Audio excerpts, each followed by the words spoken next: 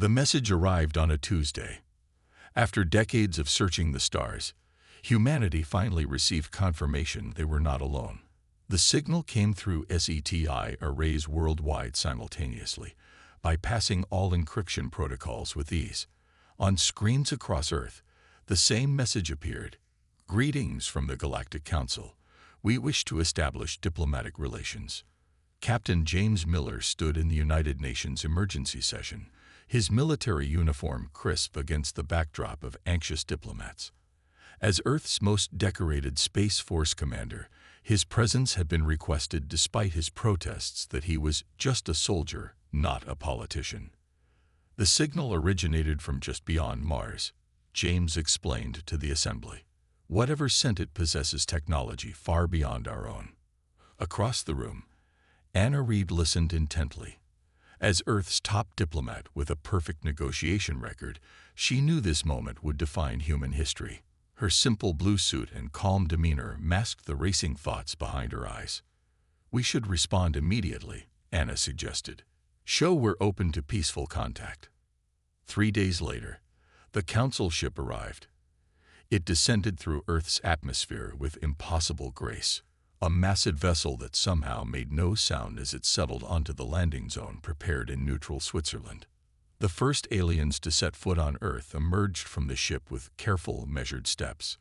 Their leader, who called himself Ambassador Drell, resembled a tall humanoid with silver-blue skin and eyes that seemed to take in everything at once.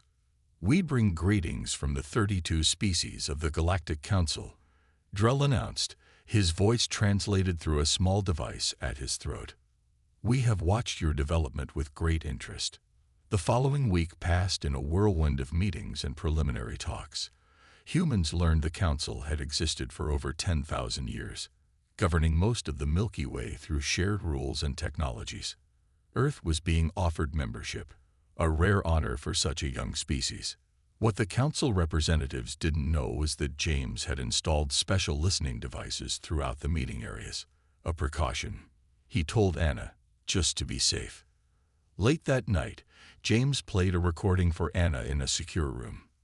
These humans develop technology at an alarming rate, Drell's voice said clearly. The Council agrees they must be contained before they become a problem. The treaty will ensure this. Anna's face fell. They're not here to welcome us. They're here to control us. James nodded grimly. I noticed how they look at us, not as equals, but as children to be managed, or threats to be neutralized. The next morning, Anna entered the diplomatic meeting with a carefully neutral expression. She watched more closely now, noting how Council members spoke down to human scientists, or dismissed human questions with vague answers. When offered a tour of the Council ship, James quietly studied their technology instead of merely admiring it. He noticed how Drell's assistants blocked access to certain areas, claiming they were restricted for security purposes. At dinner that evening, Ambassador Drell raised a toast to Earth's bright future as part of the galactic community. James and Anna smiled politely but shared a knowing glance. Under the table, Anna's hand found James's and squeezed it lightly. The Council has invited Earth's representatives to their central station, Drell announced. There we can properly negotiate the terms of your membership. We would be honored, Anna replied, her diplomat smile never reaching her eyes. Later, as Earth prepared its delegation, James looked out at the stars with new wariness. They think we're naive, he told Anna. She nodded. Then that's their first mistake. The journey to Nexus Station took 3 weeks aboard the Council transport vessel. James spent most of that time studying the ship's systems while pretending to admire them. Anna practiced diplomatic phrases in the Council's common language, determined to show humans could learn quickly. Nexus floated in deep space at the intersection of several major trade routes. The massive station resembled a gleaming metal flower with dozens of petals extending from a central hub. Each petal housed representatives from different Council worlds. Impressive, James whispered as they docked, but built to intimidate visitors. The human delegation was given quarters in the outermost petal, the farthest from the council chambers and power centers. James noted this silently in his digital journal. Their first official meeting came the next day. The council hall formed a perfect circle with raised seats for the 32 permanent members. Earth's delegation sat in a small area near the floor entrance. "The terms we offer are most generous," council speaker Lorne began. A tall being with 4 arms and skin like polished wood. He gestured to the holographic document appearing before each human delegate. "Earth will receive protection, limited technology transfers, and regulated trade rights." Anna read quickly through the document, her diplomatic smile never faltering. But James saw her knuckles whiten as she gripped her tablet. The treaty would limit human space travel to their own solar system for 50 years. All new human technologies would require council approval before development. Earth would be required to provide resources to council worlds at fixed rates, well below market value. "These terms require careful consideration," Anna said smoothly. "Perhaps we could discuss modifications that better reflect a partnership of equals." Several council members exchanged glances. Ambassador Drell leaned forward. "These terms reflect the standard agreement for new species. Surely Earth understands its junior position in galactic affairs." That night, the human delegation gathered in their quarters, using special devices to detect listening equipment. They found 17 different bugs, which they left in place while using sound dampeners to hold their real meeting. "They're treating us like a conquered planet, not a new ally," said Tom, Earth's chief economic advisor. "These terms would cripple our development for generations."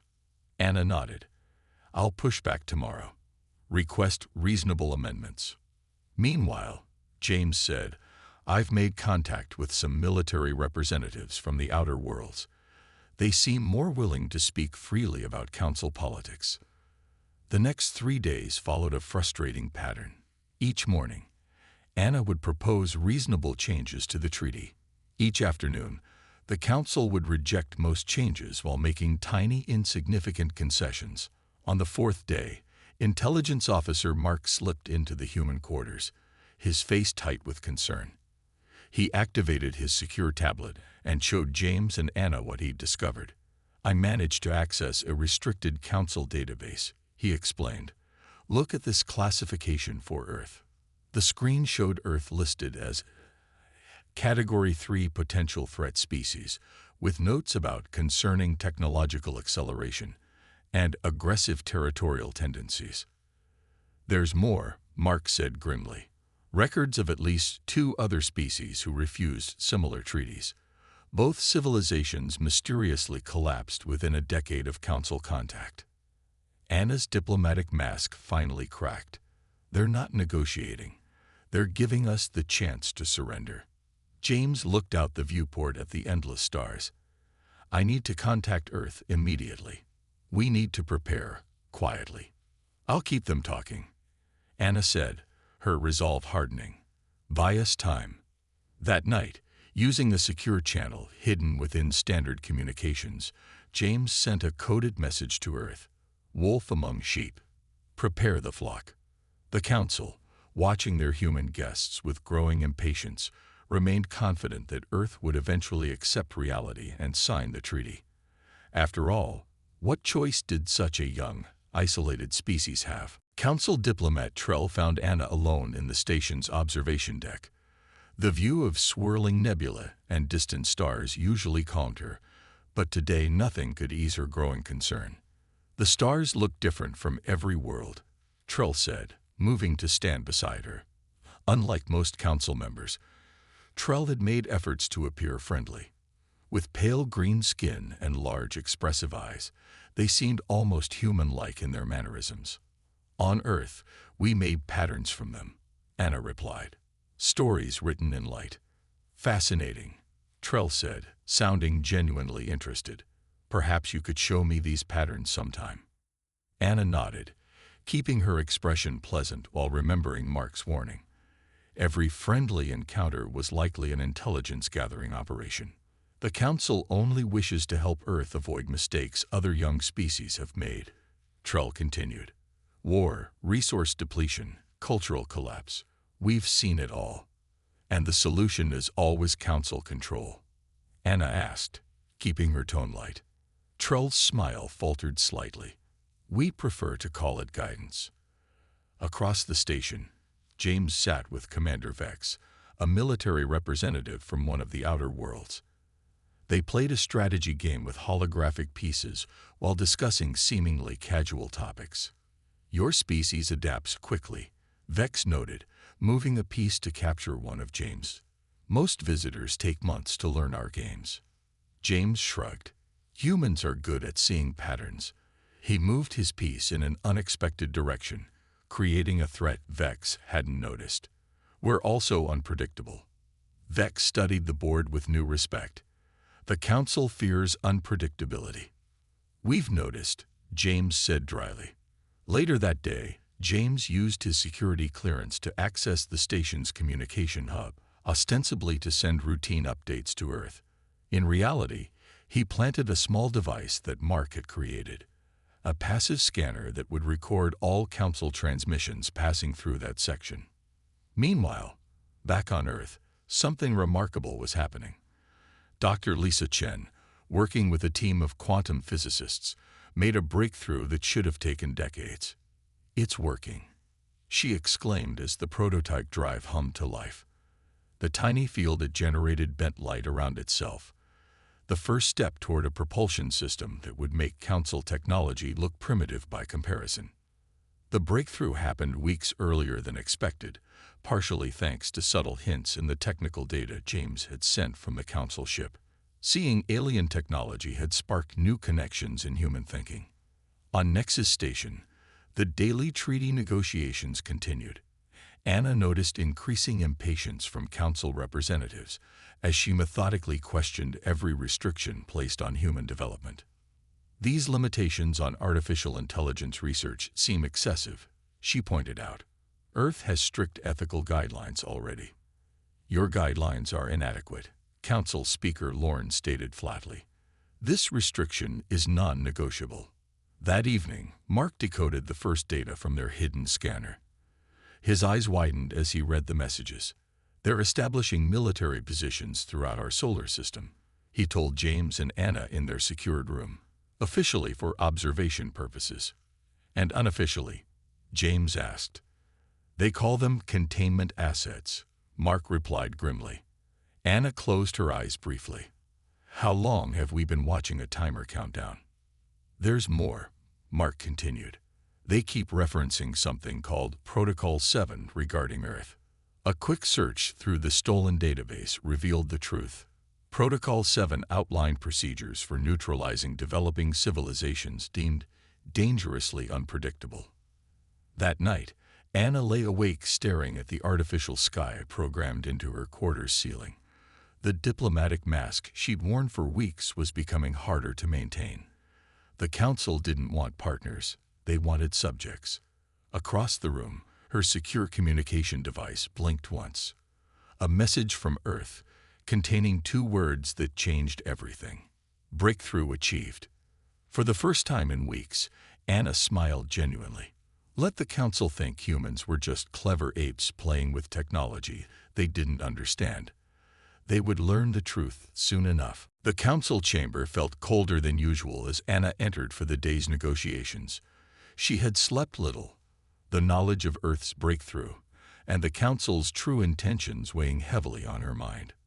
Speaker Lorne stood at the center of the chamber, his 4 arms held in what Anna now recognized as a position of authority rather than welcome. Today we must address Earth's military capabilities, Lorne announced without preamble. The Council has prepared a schedule for the reduction of your forces. The hologram that appeared before Anna showed a detailed plan for dismantling 80% of Earth's modest space fleet and limiting ground forces to peacekeeping levels within 5 years. This is not a negotiation point, Ambassador Drull added from his elevated seat. This is a requirement for Council membership. Anna kept her face carefully neutral despite the anger building inside her. And if Earth chooses not to comply? A strange silence fell over the chamber.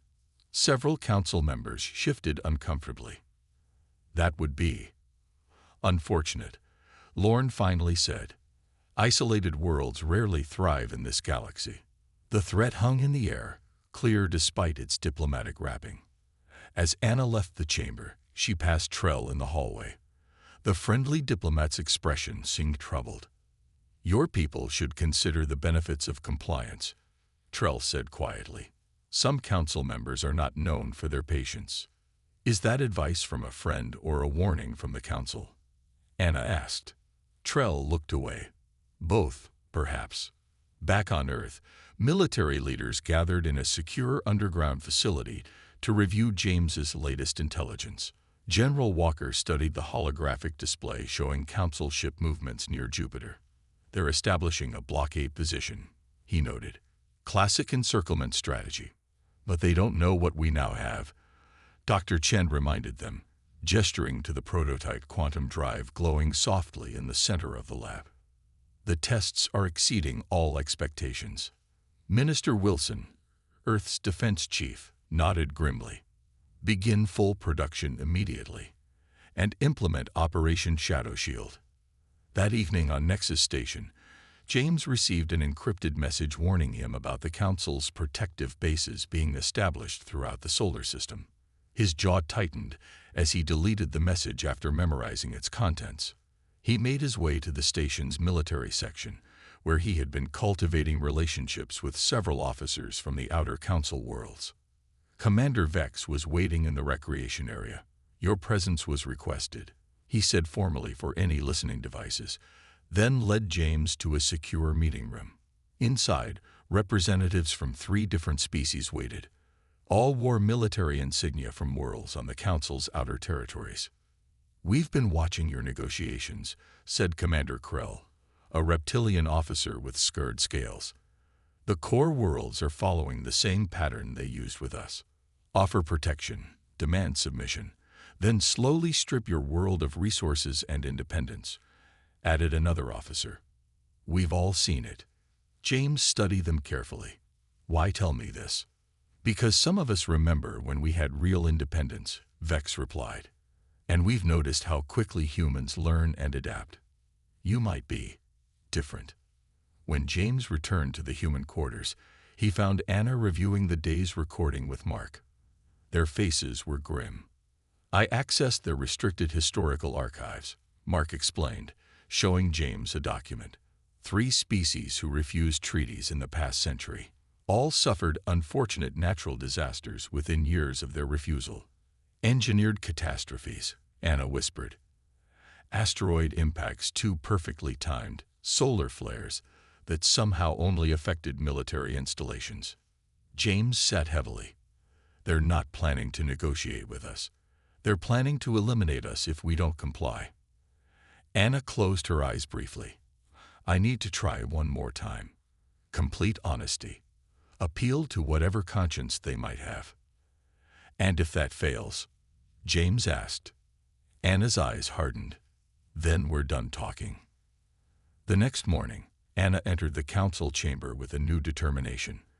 For the first time since arriving, she set aside diplomatic niceties. "Earth has considered your terms," she announced clearly. "We come offering friendship between equals, not submission. We cannot accept these conditions." The council chamber erupted in murmurs of surprise and outrage. Ambassador Drell leaned forward, his silver-blue face darkening.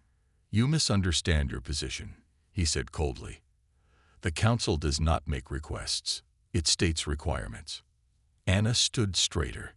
"Then perhaps Earth and the council have nothing more to discuss." Silence fell over the council chamber like a physical weight. Anna stood firm, her declaration hanging in the air, while 32 alien representatives stared in disbelief. No new species had ever simply walked away from negotiations. "Perhaps," Speaker Lorne said carefully, "the Earth representative needs time to reconsider this hasty position." "My position is not hasty," Anna replied, her voice steady. "It is the unanimous decision of Earth's united governments. We withdraw from these negotiations, effective immediately." Ambassador Drell rose from his seat, facial ridges darkening with what James recognized as anger. "This is most unwise. The galaxy is a dangerous place for isolated worlds. "We've noticed," Anna said, looking pointedly at the council members, "which is why we choose isolation over subjugation." James stepped forward to stand beside Anna. The movement was small but deliberate, Earth's diplomatic and military representatives standing united. "Our ship departs in 3 hours," James announced. "We appreciate the Council's hospitality, but we will find our own path forward." Back in their quarters, the human delegation packed quickly. Security protocols were already in place for this contingency, all sensitive equipment destroyed, all data wiped except what Mark had hidden in plain sight within cultural files. "They're scrambling," Mark reported, monitoring council communications through their hidden device.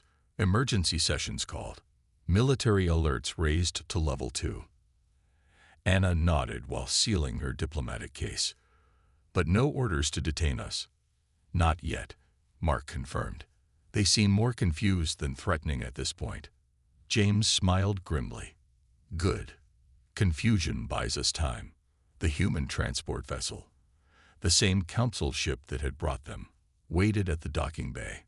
Council security forces lined the corridor as the humans walked to their ship, their presence both escort and warning. At the airlock, Ambassador Drell made one final attempt. "Reconsider," Diplomat Reed. "The Council can be flexible when necessary." Anna's smile was polite but cold. "After weeks of talks, you offer flexibility now. Our decision stands." Drell's large eyes narrowed. "Your world will suffer economic isolation, technological stagnation, perhaps worse." James stepped forward. "A word of advice, Ambassador. Throughout our history, humans have been at their most dangerous when cornered. I suggest the Council remember that." Drell stepped back, visibly startled by the calm delivery of what sounded remarkably like a threat. As the airlock sealed behind them, the human delegation breathed a collective sigh of relief. Their gamble had worked. They were leaving freely. The journey home passed in tense silence. Council escorts followed their ship to the edge of the solar system before turning back, a final reminder of the power Earth was choosing to defy. When they finally reached Earth orbit, James looked out at his blue world with new eyes. Already, he could see changes. New defense platforms being constructed, the glint of expanded shipyards on the moon. "They'll be back," Anna said, joining him at the viewport. "The Council doesn't like loose ends."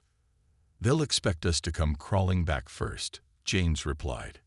"Economic pressure, technological isolation, perhaps veiled threats. They'll wait for us to realize we can't survive alone."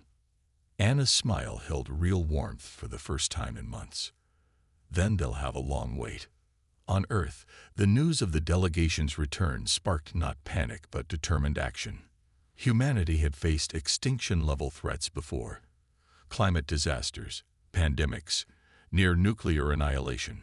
Each time, they had adapted and survived. Now, with a common external threat, old rivalries were set aside.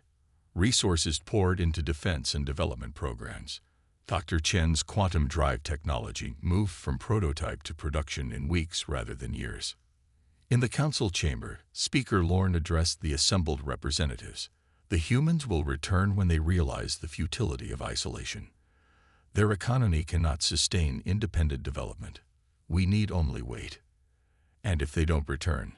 asked one of the outer world representatives. "Then more direct measures may become necessary," Lorne replied smoothly. "But there is time.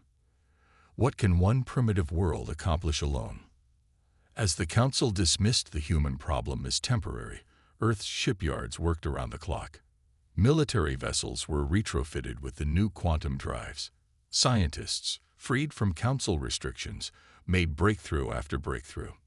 And as the first month passed with no communication from Earth, a few of the wiser Council members began to worry. 3 months passed without a single message from Earth.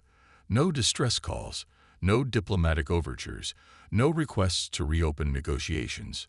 The silence itself became increasingly worrying to the Council. In the Grand Council chamber, Speaker Lorne called an emergency session. Attendance was mandatory for all 32 member species. "Our patience has been sufficient," Lorne announced, his wooden features betraying rare concern.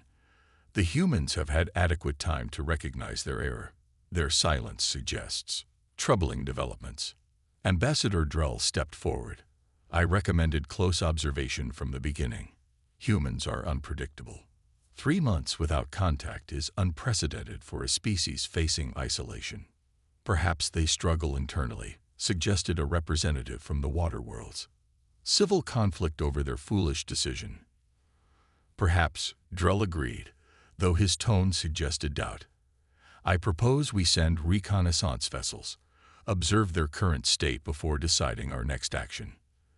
The Council approved the mission immediately.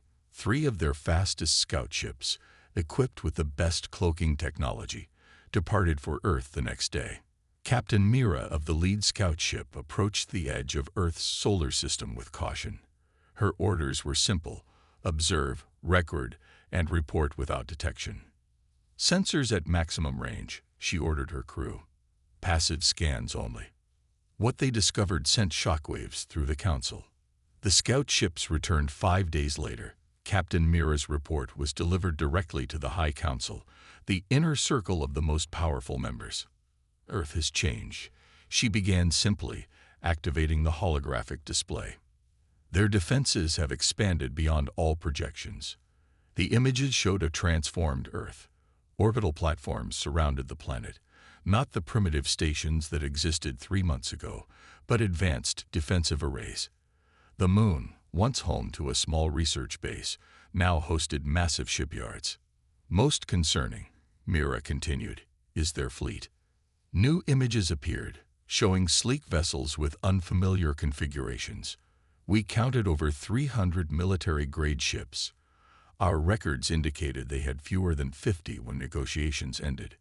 Impossible, one council member whispered. No species could expand so quickly. Their technology has also advanced, Mira added grimly. We detected energy signatures that match nothing in our database. And this. The final image showed a human ship seemingly disappearing from one location and instantly appearing 50,000 kilometers away. Some form of quantum displacement drive, Mira explained. Far beyond what their development level should permit. The council chamber erupted in alarmed discussions. Speaker Lorne called for order several times before the noise subsided. There is more, Drell added, stepping forward. Our intelligence suggests humans have established contact with several non-council species. This news created even more concern. The council had always carefully controlled which species could interact, maintaining their position as the galaxy's sole authority. The Vorans of the Outer Rim, Drell continued. The Krell Collective. Even the Tarn Nomads. All previously isolated species have now exchanged representatives with Earth. Species we deemed too primitive for council consideration, noted an elder member. Or too independent, added another quietly. Speaker Lorne's wooden features hardened. This cannot stand. The humans build weapons, form alliances, all while ignoring council authority. They must be reminded of their place. From the back of the chamber, a rarely heard voice spoke. Elder Vish, oldest of all council members, leaned forward on his gravity chair. Before we act hastily, his ancient voice rasped. Consider this. How did they advance so quickly? Why did they choose silence rather than defiance? Most importantly, why do our scouts report their defense systems tracked our supposedly undetectable ships from the moment they entered their system? Yet they took no action against us. Uncomfortable silence fell over the chamber. They wanted us to see, James explained to Earth's Defense Council, reviewing the data from their sensor network. The Council sent exactly the ships we expected, exactly when we predicted. General Walker nodded with satisfaction. Then our message was received. They know we're not helpless. And not alone, Anna added, gesturing to the representatives from 7 non-council species seated around the table. The Council will not tolerate this challenge for long, warned the Voran ambassador, his crystalline form shimmering with concern.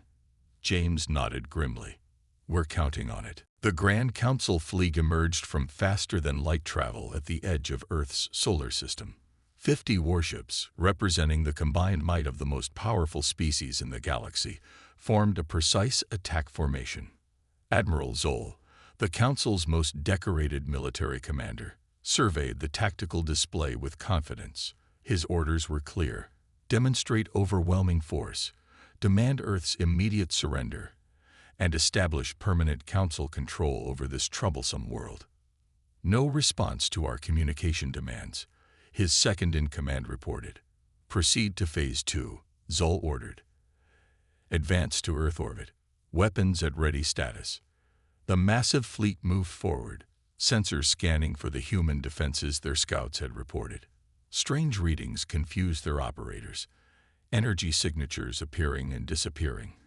Phantom ships that vanished when approached. "Sir," the sensor officer called out, voice tight with concern. Multiple new contacts appearing. Around the Council fleet, space itself seemed to ripple. Human ships materialized from nowhere.